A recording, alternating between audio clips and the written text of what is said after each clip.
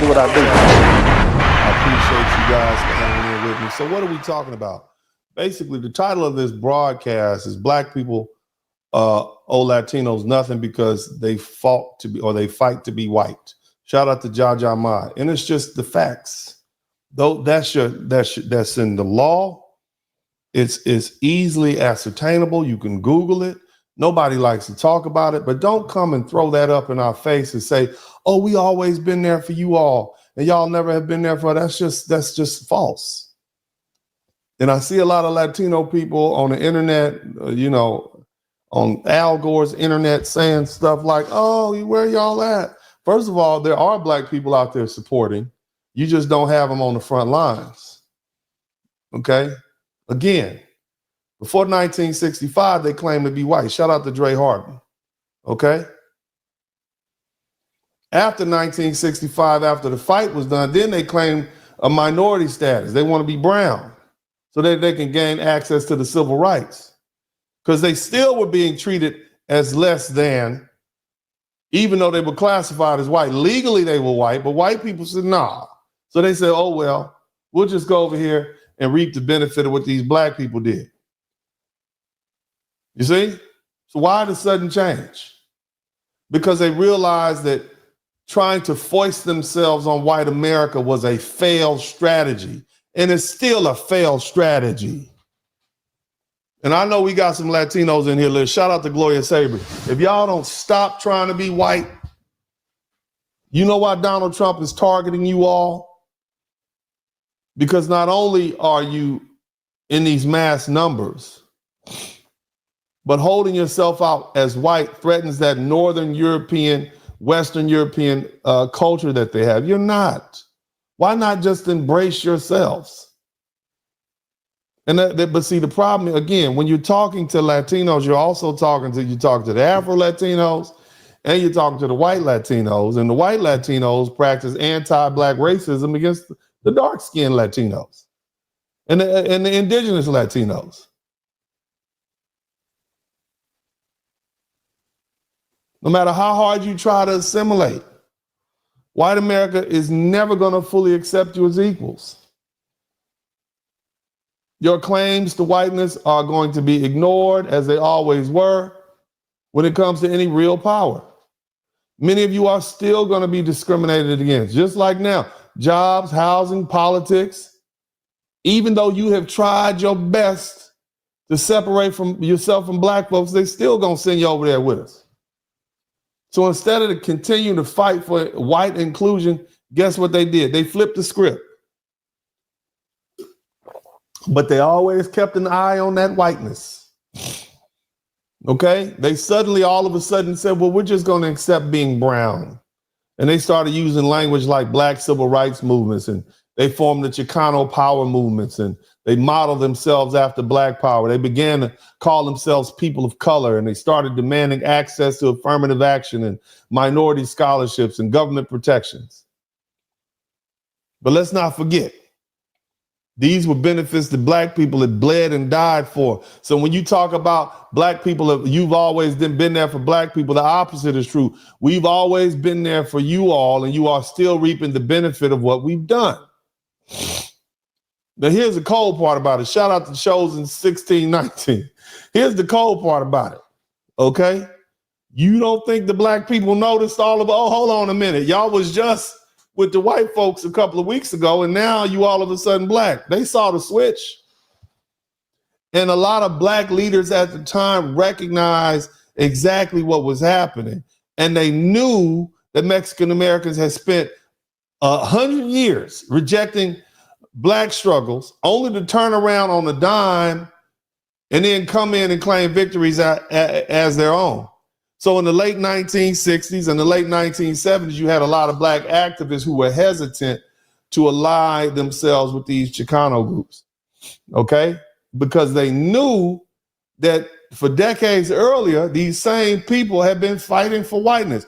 Reverend Leon Everett, a Houston leader, Houston's head of the NAACP chapter in Houston, he spoke against this opportunism. He said when a Mexican American student told him, "We don't want to go to school with blacks because they are dirty," and he responded as follows: "As a black man, I will join any group of oppressed people, but when that group employs the same form of discrimination that I have been up against all these years, I will cut them loose." This is what our leaders was in the 1970s. So you want to know what a black unity is? You know, our leaders at the time said, "No, you weren't here." See, black people, foundational black America, we've always been willing to fight for others, whether it's the Asians, the Arabs, the LGBT group. We're always willing to stand on the front line. White women, hell, y'all out here fighting for white men right now. White men are marginalized. You out here fighting for them. It's true. But see, when it came time for reciprocity, we get nothing in return. See, it was that 1965 immigration bill and Immigration and Nationality Act. It changed everything. I spoke about this. The law opened the doors for mass immigration from Latin America, Asia, and a lot of other non-European countries. But before 1965, the Latino population, or those who are openly brown or whatever you call them, Cody Marshall, time to turn the other, the Latino population, not the ones who tried to classify themselves as white, okay? Because they were white, even though they weren't white and everybody knew it. But officially, they represented 3 to 4% of the population. After 1965, millions of Mexican, Central American, and South American immigrants flooded into the U.S. They walked into a society where black people had already dismantled Jim Crow. And now, as of 2020, the 2020 census, they 60 million, 20% of the population. So you went from 2 to 3% in 1965, or 3 to 4% in 1965. And all of a sudden, in 2020, 61 years later, you're 20% of the population. Think about this. These new Latino immigrants never had to fight against whites-only schools because black people had already forced integration. Yet they say we never stood by them, even though they were the ones trying to integrate into the whites, and they were classified as whites. They never had to fight for voting rights because black people had already won the voting rights in 1965. They never had to fight for affirmative action because black people had already made it a reality. And yet today we see Latinos benefiting more than black people from the same policies they claim for people of color, right? This is not the type of solidarity we need. You understand what I'm saying? This is not it.